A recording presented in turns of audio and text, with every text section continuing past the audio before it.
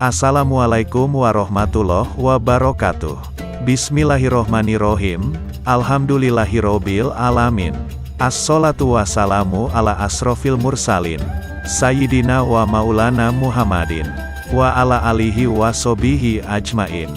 Amma ba'du, pada kesempatan kali ini, kita akan membahas tentang sejarah fikih dan perkembangannya. Ilmu fikih merupakan salah satu disiplin ilmu yang sangat penting kedudukannya dalam kehidupan umat Islam. Fikih termasuk ilmu yang muncul pada masa awal berkembangnya agama Islam. Secara esensial, fikih sudah ada pada masa Nabi Shallallahu Alaihi Wasallam, walaupun belum menjadi sebuah disiplin ilmu tersendiri. Pada masa Nabi, semua persoalan keagamaan yang muncul langsung ditanyakan kepada beliau. Maka, seketika itu, solusi permasalahan bisa diselesaikan dengan bersumber pada Al-Quran dan Sunnah. Sepeninggal Nabi Shallallahu Alaihi Wasallam, ilmu fikih ini mulai berkembang, seiring dengan timbulnya permasalahan-permasalahan yang muncul dari zaman ke zaman. Permasalahan-permasalahan yang muncul setelah Nabi wafat, terus semakin berkembang. Dan tidak semua permasalahan yang ada, dapat diselesaikan dengan dalil nas. Namun, membutuhkan sebuah hukum, yang digali melalui jalan istinbat. Sehingga, setiap satu permasalahan, bisa memiliki ratusan solusi yang berbeda dari setiap ulama. Generasi penerus Nabi Muhammad SAW, tidak hanya berhenti pada masa Khulafaur Rasyidin saja. Namun, masih diteruskan oleh para tabi'in dan ulama sholihin, hingga sampai pada zaman kita sekarang ini. Pada zaman kita ini, para ulama atau fuqaha terus melakukan ijtihad, sesuai dengan perkembangan permasalahan. Dan tentu saja, menghasilkan hasil ijtihad yang berbeda-beda. Ada beberapa pendapat tentang periodisasi perkembangan ilmu fikih. Misalnya Muhammad Hudori Beg, seorang ahli fikih dari Mesir, membagi periodisasi fikih menjadi 6 periode. Sedangkan menurut Mustafa Ahmad Az-Zarko, periode ke-6 yang dikemukakan Muhammad Hudori Beg tersebut sebenarnya bisa dibagi dalam 2 periode, sehingga menurutnya ada 7 periode. Berikut ini, periodisasi perkembangan ilmu fikih. Pertama, periode Risalah. Periode ini dimulai sejak kerasulan Muhammad Shallallahu Alaihi Wasallam sampai wafatnya. Pada periode ini, kekuasaan penentuan hukum sepenuhnya berada di tangan Nabi. Sumber hukum ketika itu adalah Al-Quran dan Sunnah. Jika ada permasalahan dari para sahabat, akan dijawab oleh Nabi, dan selesai permasalahannya. Periode awal ini dibagi menjadi periode Makkah dan periode Madinah. Pada periode Makkah, risalah Nabi Muhammad lebih banyak tertuju pada masalah akidah.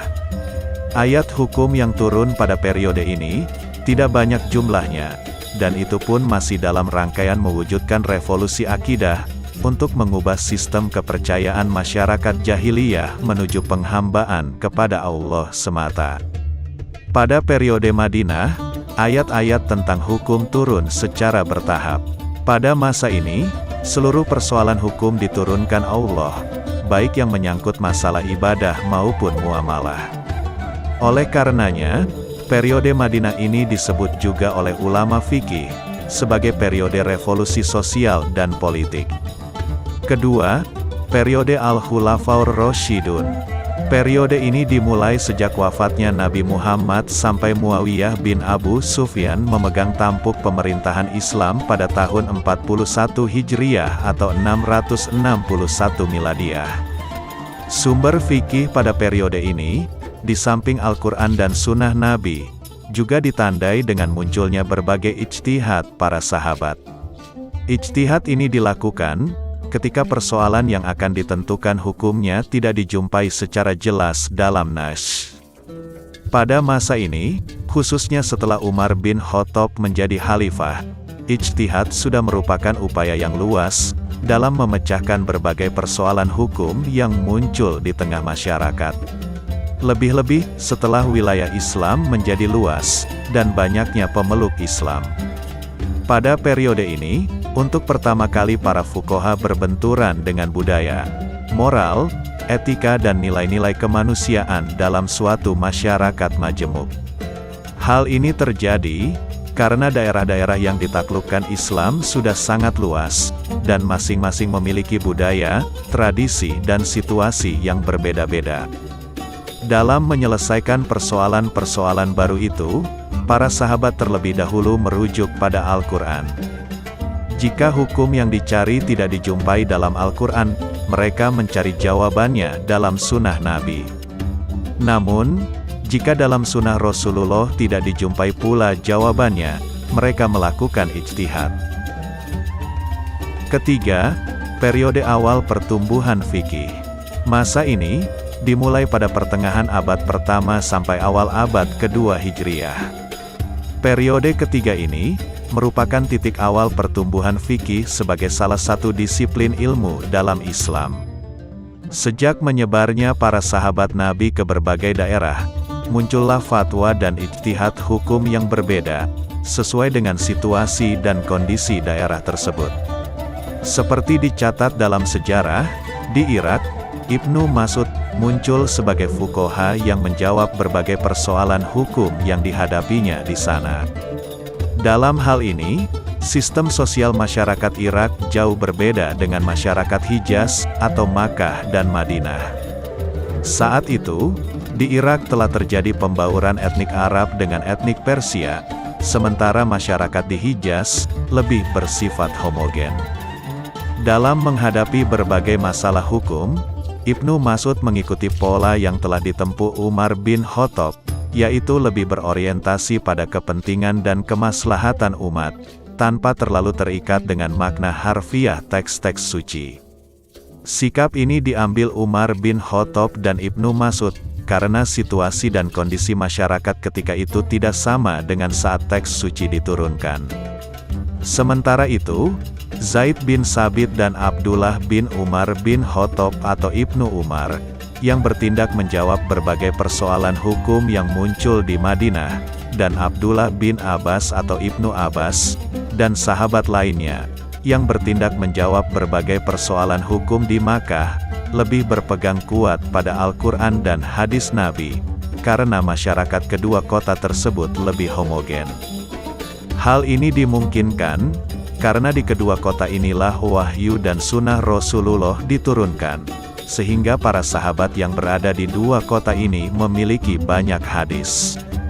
Oleh karenanya, pola fuqaha Makkah dan Madinah dalam menangani berbagai persoalan hukum, jauh berbeda dengan pola yang digunakan fuqaha di Irak. Keempat, periode keemasan. Periode ini dimulai dari awal abad kedua sampai pada pertengahan abad keempat Hijriah. Periode ini termasuk dalam periode kemajuan Islam pertama. Seperti periode sebelumnya, ciri khas yang menonjol pada periode ini adalah semangat ijtihad yang tinggi di kalangan ulama, sehingga berbagai pemikiran tentang ilmu pengetahuan berkembang. Dinasti Abbasiyah yang naik ke panggung pemerintahan menggantikan dinasti Umayyah, memiliki tradisi keilmuan yang kuat, sehingga perhatian para penguasa Abbasiyah terhadap berbagai bidang ilmu sangat besar. Para penguasa awal dinasti Abbasiyah sangat mendorong fuqaha untuk melakukan ijtihad dalam mencari formulasi fikih guna menghadapi persoalan sosial yang semakin kompleks. Perhatian para penguasa Abbasiyah terhadap fikih misalnya, dapat dilihat ketika Khalifah Harun ar-Rasyid meminta Imam Malik untuk mengajar kedua anaknya, yakni Al-Amin dan Al-Mamun. Ketika Abu Ja'far al-Mansur menjadi khalifah, ia juga meminta Imam Malik untuk menulis sebuah kitab fikih yang akan dijadikan pegangan resmi pemerintah dan lembaga peradilan, maka disusunlah kitab Al-Muwatta. Pada awal periode keemasan ini, pertentangan antara ahlul hadis dan ahlul roqi semakin tajam, sehingga menimbulkan semangat berijtihad bagi masing-masing aliran.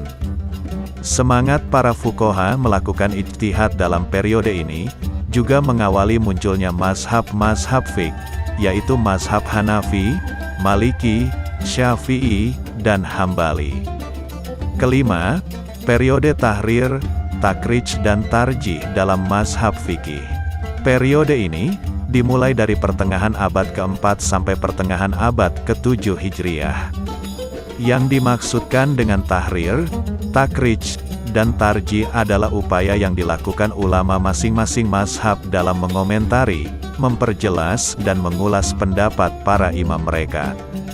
Periode ini ditandai dengan melemahnya semangat ijtihad di kalangan ulama fikih. Ulama fikih lebih banyak berpegang pada hasil ijtihad yang telah dilakukan oleh imam mazhab mereka masing-masing, sehingga mujtahid mustakil atau mujtahid mandiri tidak ada lagi. Sekalipun ada ulama fikih yang berijtihad, maka ijtihadnya tidak terlepas dari prinsip mazhab yang mereka anut. Artinya, ulama fikih tersebut hanya berstatus sebagai mujtahid fil mazhab atau mujtahid yang melakukan ijtihad berdasarkan prinsip yang ada dalam mazhabnya. Akibat dari tidak adanya ulama fikih yang berani melakukan ijtihad secara mandiri, muncullah sikap at-ta'assub al-mazhabi, yakni sikap fanatik buta terhadap satu mazhab, sehingga setiap ulama berusaha untuk mempertahankan mazhab imamnya. Keenam, periode kemunduran fikih. Masa ini dimulai pada pertengahan abad ke-7 Hijriah. Perkembangan fikih pada periode ini merupakan lanjutan dari perkembangan fikih yang semakin menurun pada periode sebelumnya. Periode ini dalam sejarah perkembangan fikih dikenal juga dengan periode taklid secara membabi buta.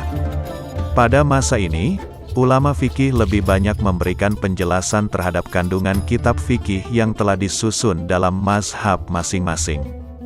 Penjelasan yang dibuat bisa berbentuk ringkasan dari buku-buku yang terpandang dalam mazhab tanpa menguraikan tujuan ilmiah dari kerja hasyiyah dan takrir tersebut. Ketujuh, periode pengkodifikasian fikih. Periode ini terjadi pada akhir abad 19 sampai sekarang. Berkaitan dengan kebangkitan di bidang politik, di mana umat Islam mulai berusaha melepaskan diri dari kolonialisme.